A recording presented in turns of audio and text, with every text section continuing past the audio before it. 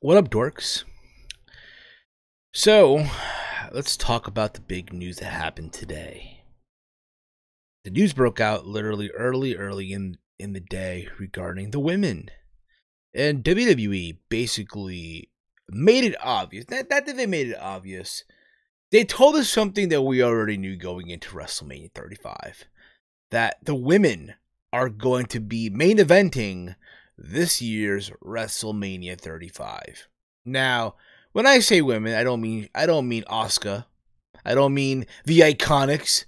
I don't mean Sasha Banks or Bayley or anything with that the WWE Women's Tag Team title. No.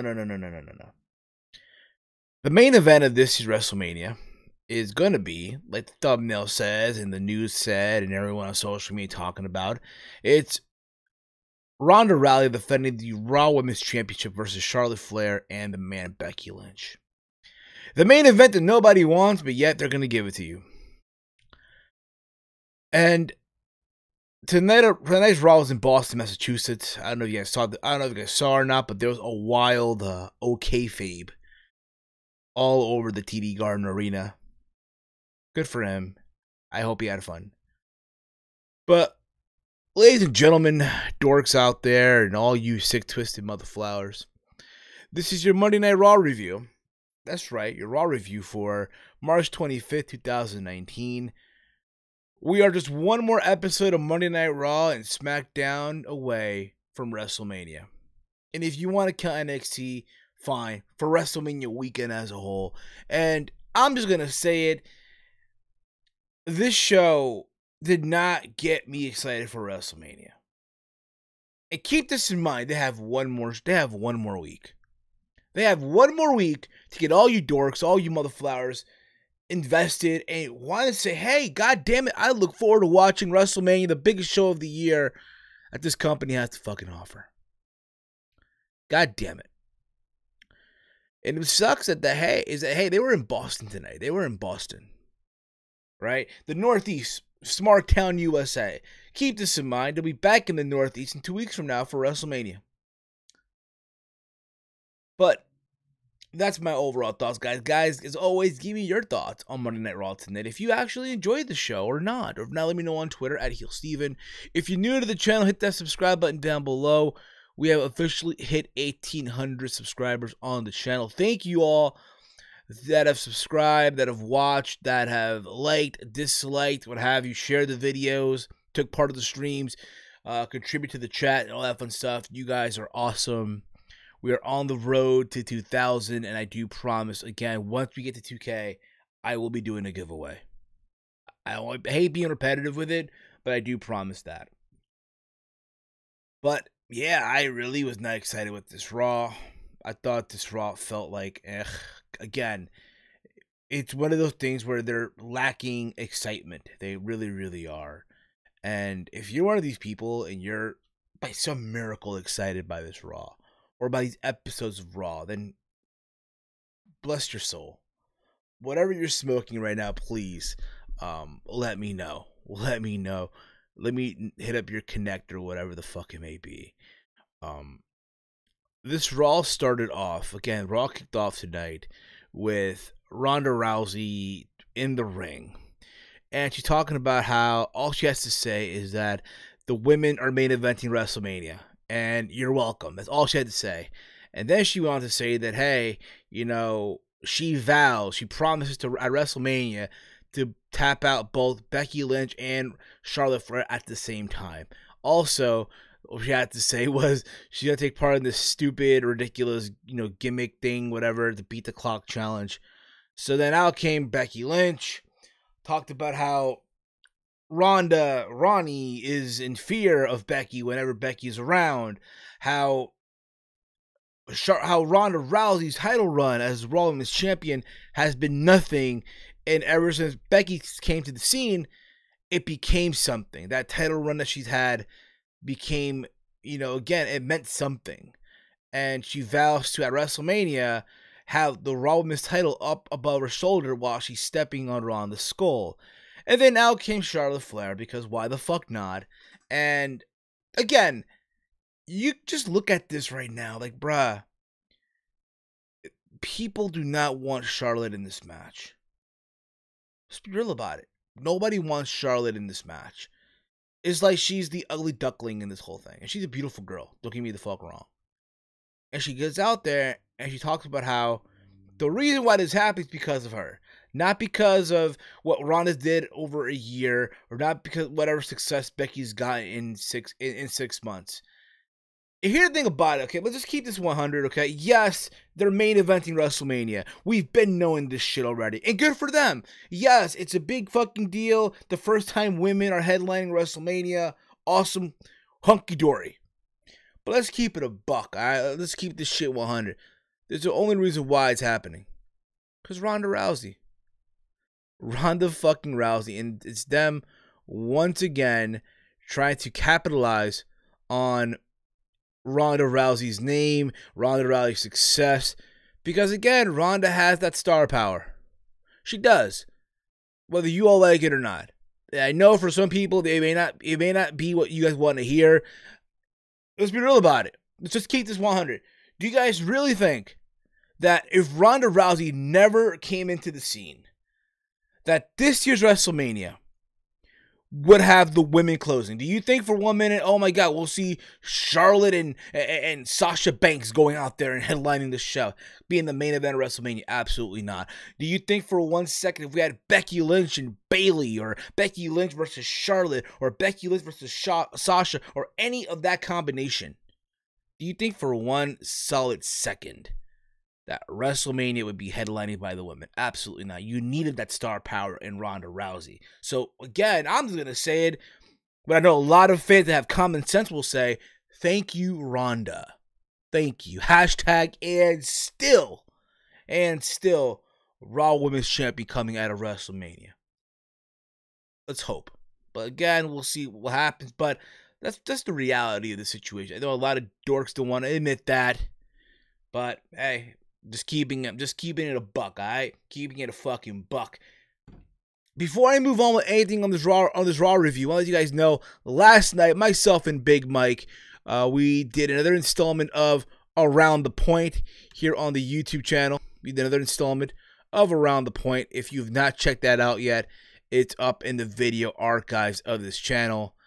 We talked about so many things regarding Okada winning the New Japan Cup and going on to G1 Supercard to headline against Switchblade Jay White. I'm sorry, Fuckboy Jay White for the IWGP title.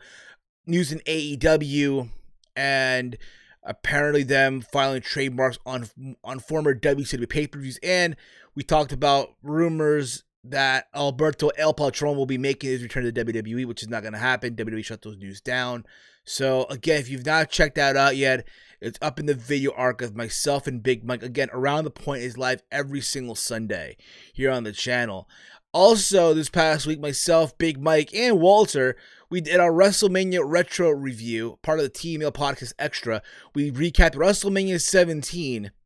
This week, we'll be recapping WrestleMania 20. So, again, be on the lookout when that drops on the channel. So, again, dorks, if you're not subbed to this channel yet, what the fuck are you waiting for?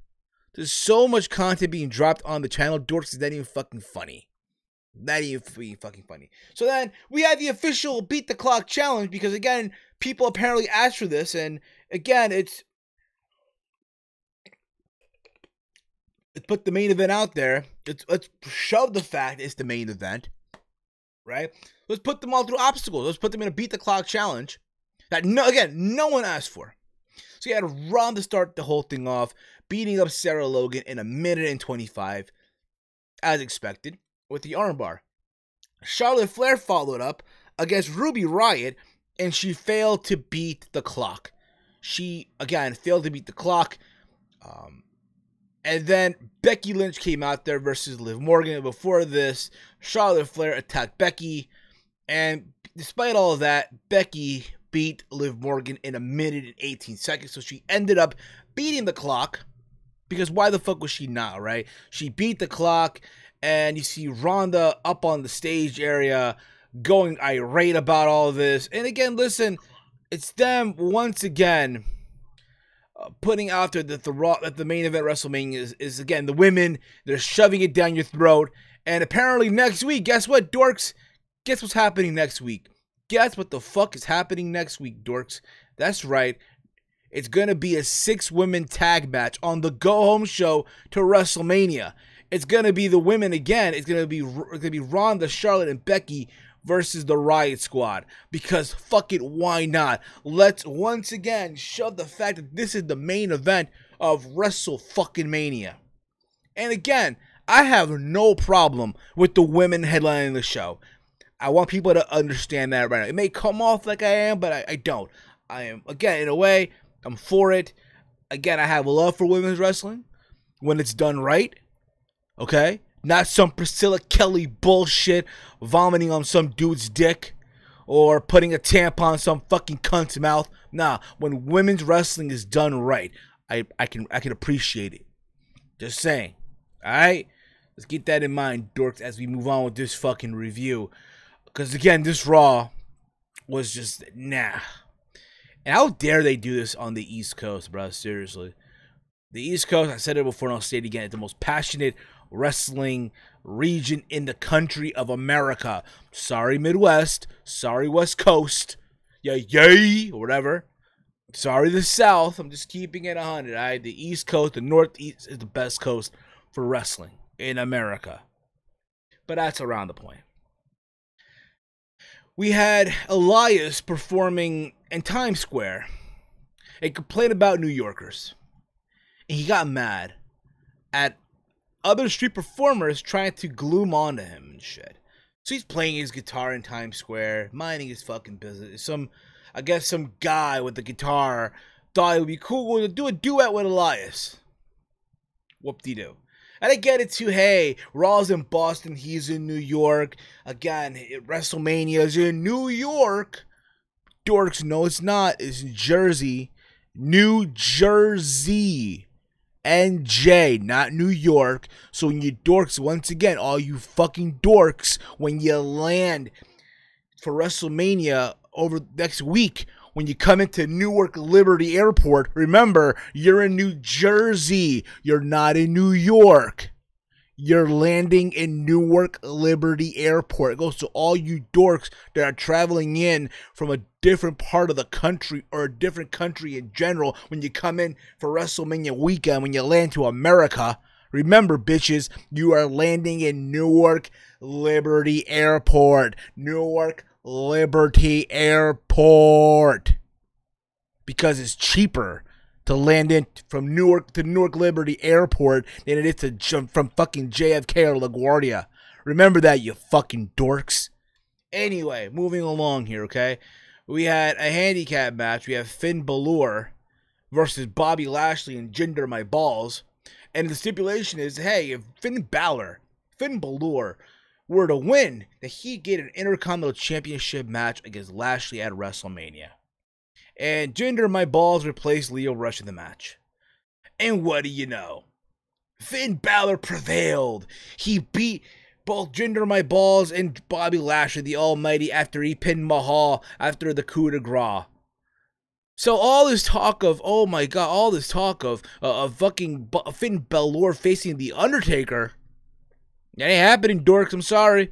This shit ain't happening. Not happening now. So we're going to get another rematch, and I guess the demon will come out for Bobby Lashley. Oh, wow. Oh, boy. Oh, joy. We then get Ricochet Aleister Black against The Revival. And what do you know? Of course, The Revival take the L again. Champs are dorks. I'm just going to say it. Champs are dorks on the show. Bobby Lashley took an L for his... Well, he didn't take the L for his team, but his team lost. Right? Him and Mahal. The Revival lost here against Ricochet and Aleister Black. You know, it's funny, though. Aleister Black hit one Black Mass kick and dropped both Scott Dawson and Dash Wilder. And then Ricochet... Again, I said this before and I'll say it again. It's cool to see Ricochet and Aleister Black, but you know what it is? That's the problem. They are overexposing these guys on TV way too fucking much. I'm sorry. To the point where I just don't give a fuck anymore. And I said this numerous times, I'll keep on saying it. You overexpose the fuck out of these dorks, I'm not gonna give a shit. No one's going to give a shit. If you're going to sit there and tell me that you give a shit now all of a sudden about Ricochet and Aleister Black, you're lying to yourself.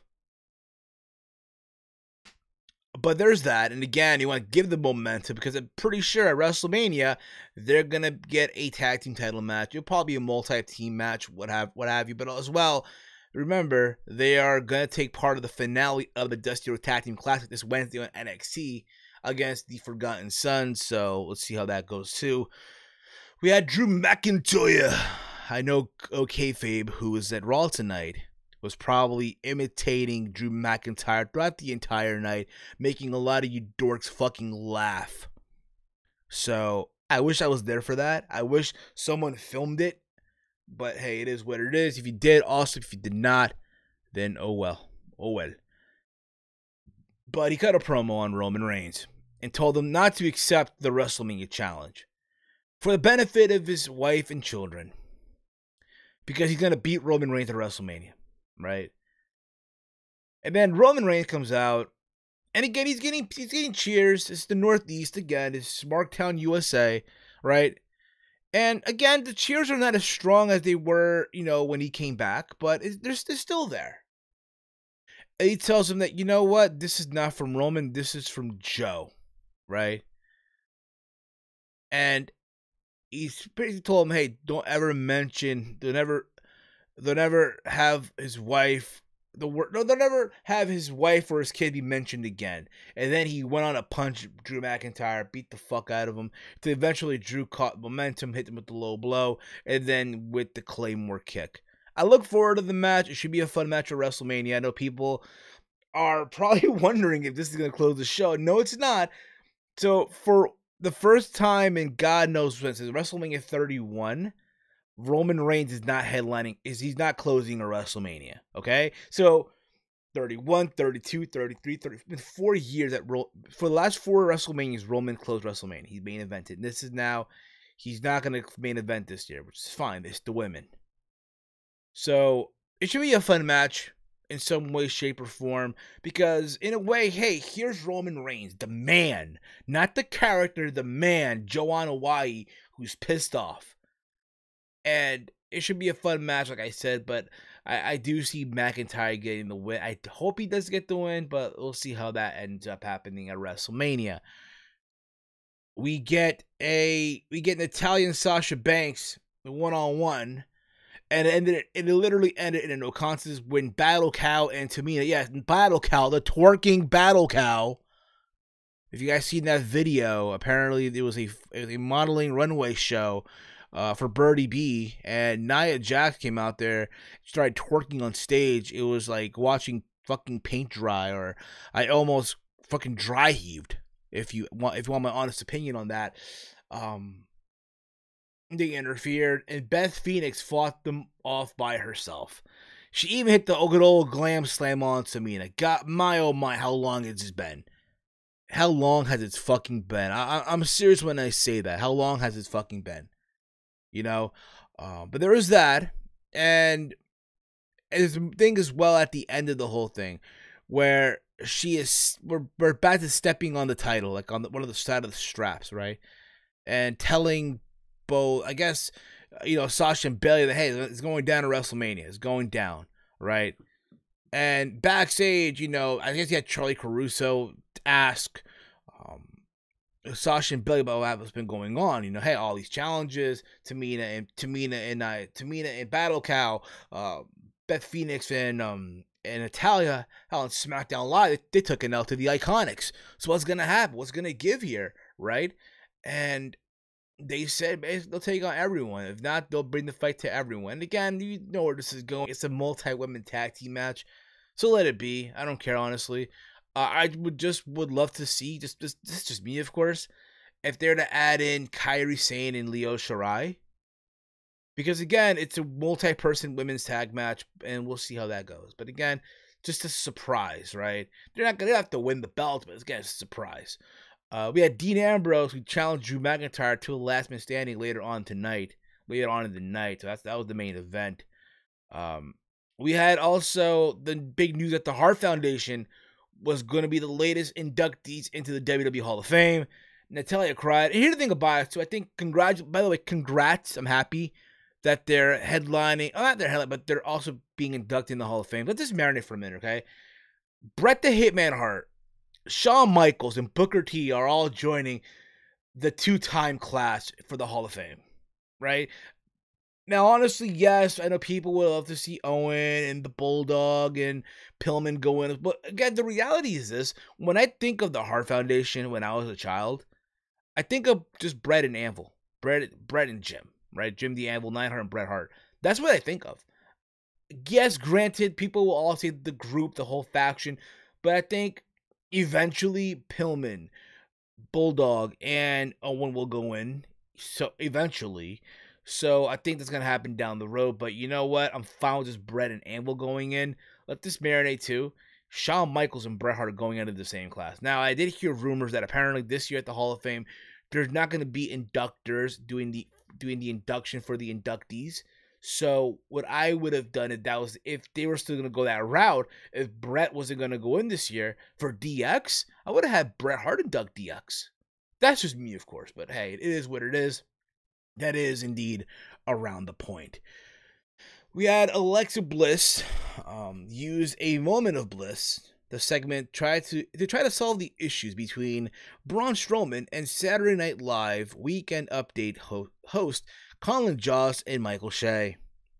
Jost and Shea appeared via satellite, and they were just talking. Apparently, Colin Jost put on a Yankees hat in front of the Boston crowd, and they were not having it. They were just not having that shit. No.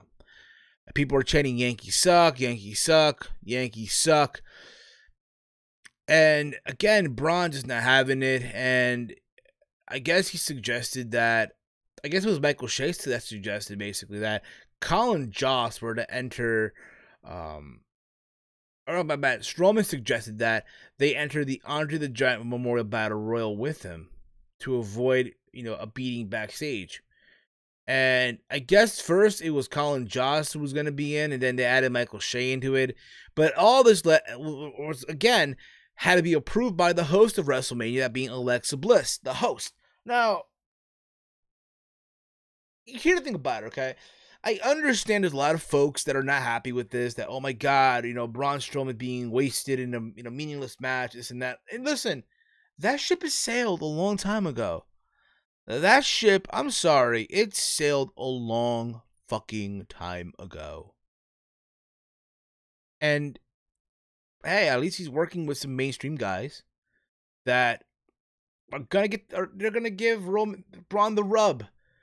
He could go from get these hands to I got that rub. But hey, it is what it is. Whatever. I don't care anymore. We had Baron Corbin defeat Apollo Crews from the rematch from last week after Corbin hit the end of days. Whatever. It is what it is.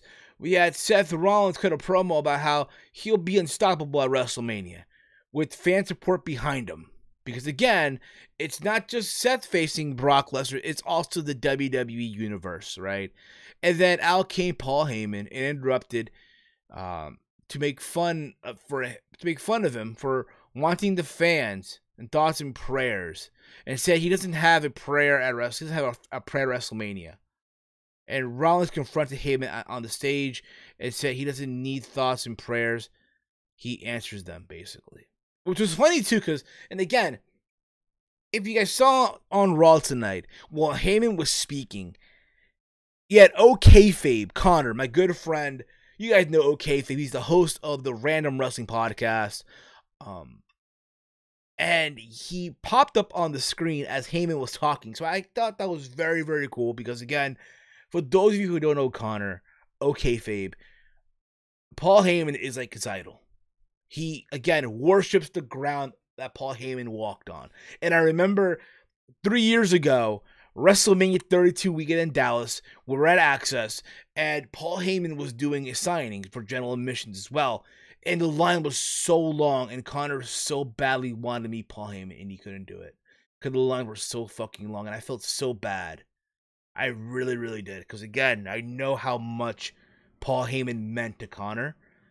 That seeing him on TV tonight, literally a couple of feet away from Paul Heyman, And the camera pointed to Connor too. I guess he was imitating or just, I guess, lipping up or lip syncing, if you will, Paul Heyman's quotes and shit. I thought that was pretty cool. And I thought that was very awesome as hell. And I know a lot of people on social media took screenshots. I know myself included. Them spotting kayfabe during that segment. So that was pretty cool. Like I said before. See, the things you just don't, the things that happen when you go to a show live. So I encourage everyone, if WWE or Ring of Honor or Impact Wrestling or whatever the fuck it may be, whenever they come to your town, go. Because you never know what magical shit will happen. We then had Kurt Angle in his farewell tour. As you guys know, tomorrow he's facing AJ Styles on SmackDown Live. And tonight here, he faced the US champion Samoa Joe. Now, how ironic they were in Boston, right? The last time they were in Boston, it was about, I want to say 11 years ago, TNA Lockdown 2008 in Boston for the TNA World title. Granted, this was a different time. Angle was a different time, and was a different time in this at that time as well. As far as a performer, that is, right? Granted, he's not the same performer as he was 11 years ago. This match was okay for what it was. They did talk about on commentary their history, how they had matches before. This was the first time in WWE that they were going to go at it. So for all you dorks out there that are going to say, they're ignoring TNA. No. So you dorks, they reference it's the first time in WWE. They've acknowledged that they've had matches before, right? Granted, was this match better than the stuff they've done before? Absolutely not. By no means of the imagination was this better than their match from Lockdown 08 or any of their stuff from TNA back in the day. But put it this way: if this was Impact Wrestling, right, this would have been for the world title, and TNA would have put the world title on Kurt Angle, knowing that he's leaving soon. But for what it was, it was there. Nothing to brag about. Angle beat Samoa Joe after he reversed the coquina clutch into a pin for the win. So once again, a champion takes the L. What I would have done here, honestly, had this match end in a disqualification. Joe get himself DQ'd. That's just me, of course, but hey, it is what it is. But tomorrow is going to be Kurt Angle versus AJ Styles, one-on-one for the depth four. Again, part of the farewell tour. Almost said WWE title, but it's not. We then had also the segment with Triple H talking about Batista quitting and all that stuff, how he was a deacon at one time. He took out a letter. He literally imitated the Spice Girl reference. Give me what I want, give me what I want, give me what I want. He had an envelope stuck here. Speaking of which, god damn it. See, I'm jobbing to the fucking Powerade bottle, goddamn, not fucking Gatorade today. Those who are asking, I am drinking right now white cherry Powerade. One of my favorites too. So there was that, and apparently in the letter it said that the Batista sent that one of the stipulations that he wants for the match at WrestleMania is Triple H putting his career on the line. Now, here's the thing about it, okay? I am not that excited anymore for the build for this match. I thought, hey, when the news came out that these two guys were going to go at WrestleMania, granted, yes, the match might suck, but the build-up will be entertaining. And honestly, I'm really not. Is Batista not giving a fuck with these promos and segments? Maybe at the same time, it's meant to be that way. But I'm just not like, to be honest with you guys. Hopefully, by some miracle, it's a good match. I doubt it, but let's see what they do at WrestleMania. Let's see what the fuck they do. We then get the main event. We get the last man standing match. Drew McIntyre versus Dean Ambrose. And they were fighting all over the ringside area. And what do you know? Ambrose was unable to answer the referee's 10 count after getting hit with the Claymore kick. So again, Dean Ambrose on his way out is taking all these L's. L after L after L. I just wish, honestly, yo, can you just throw him a bone? Can we at least throw like, listen, we know he's not staying in WWE. He's on his way out. We know that already. But can we at least throw him a fucking bone? Seriously. Drew wins again. Obviously, at the same time, it makes sense because, again, Drew's going into WrestleMania to face Roman Reigns. And before he takes that L to Roman, want to give Drew some momentum, so why the fuck not? But again, this Monday Night Raw, it's just, again, I don't want to say it sucked. I just wasn't excited. I really wasn't. And again, it's a shame because, again, you're in the Northeast, the most passionate region in America for wrestling. You're going to come back in 2 weeks to New York. Granted, as well, Elias apparently got his shit stolen too, whatever. But you're coming back in 2 weeks for WrestleMania. They have one more week to get all you dorks excited for WrestleMania. Like, I'm looking at the G1 Supercard, the card for G1 Supercard, and I'm excited about that show. It's a very stacked card.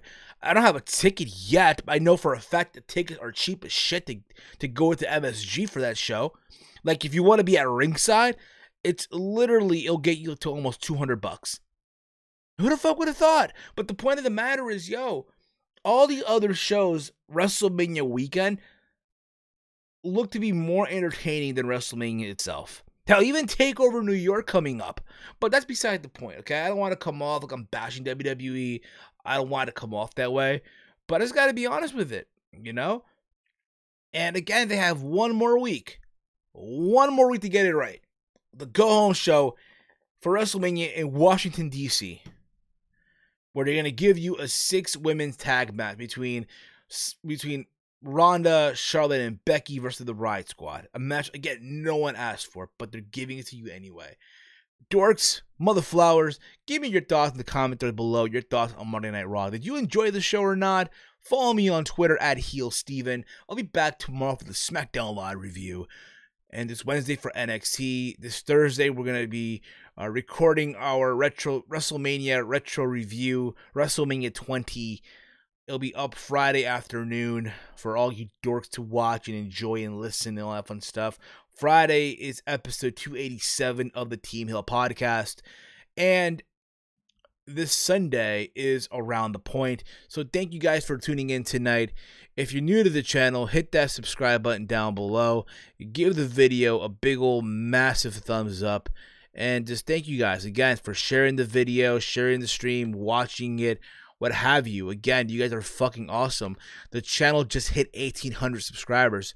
And we're on the road to 2K. I'm happy that I got to 1,800 before WrestleMania. You know what's funny, though? Tomorrow, I guarantee you, YouTube will do some random cleaning, right? And I'll be back to, like, 1794, some shit like that. I get that feeling. But, hey, it is what it is. But nonetheless, guys, thank you all for watching, tuning in, all that fun stuff. Follow me on Twitter at HeelSteven. Give me your thoughts on Raw tonight in the comment threads, if not on Twitter. And as always, guys, hate, comment, and subscribe. Until next time, dorks, it's me. It's the dorks. It's the Dork Slayer. And I'm out like Janice Titties. Peace out, motherflowers. God damn, it's been a while since I've had white cherry Powerade. It's fucking amazing.